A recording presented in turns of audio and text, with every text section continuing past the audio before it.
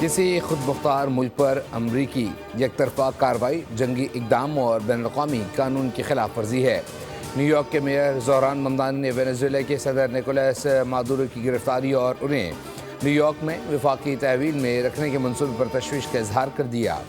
Ex post میں لکھا کہ مجھے منصوبے کے بارے میں بریفنگ دی گئی۔ حکومت کی تبدیلی کی یہ کوشش صرف بیرون ملک لوگوں کو متاثر نہیں کرے گی بلکہ نیو یارک کے شہریوں پر بھی براہ راست اثر ڈالے گی، جن میں وہ لاکھوں وینزویلی باشندے بھی شامل ہیں جو اس شہر کو اپنا گھر سمجھتے ہیں۔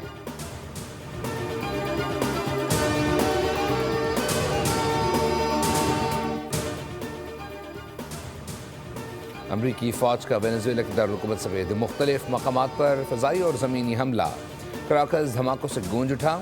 مختلف علاقوں میں طیاروں کی نچلی پروازیں۔ وینزویلا حکومت نے تصدیق کی ہے کہ حملے کراکس سمیت دیگر 3 ریاستوں میں ہوئے۔ کہا امریکی مقصد وینزویلا کے تیل اور معدنیات پر قبضہ کرنا ہے۔ دھماکوں کے بعد کئی علاقوں میں بجلی غائب، ایمرجنسی نافذ، فضائی حدود بند۔ وزیر دفاع نے ملک بھر میں فوج تعینات کر دی۔ ویڈیو پیغام میں کہا کہ زمینی، فضائی، بحری اور دریائی سمیت میزائل مسلح نظاموں کو فعال کر دیا ہے، جبکہ وینزویلا کی نائب صدر نے قوم سے خطاب میں امریکی صدر ٹرمپ سے مطالبہ کیا کہ وہ صدر مادورو اور ان کی اہلیہ کے زندہ ہونے کا ثبوت پیش کریں۔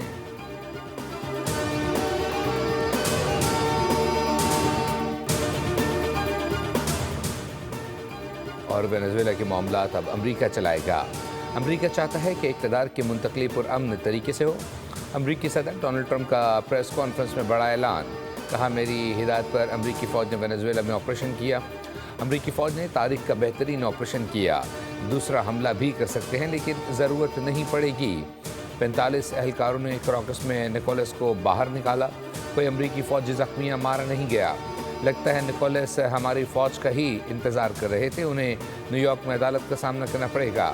امریکی صدر نے سوشل میڈیا پر وینزویلا کے گرفتار صدر کی تصویر پوسٹ کر دی۔ کہا صدر اور ان کی اہلیہ کو بحری جہاز میں نیو یارک منتقل کیا جا رہا ہے۔ گرفتاری کی کارروائی ٹی وی شو کی طرح دیکھی۔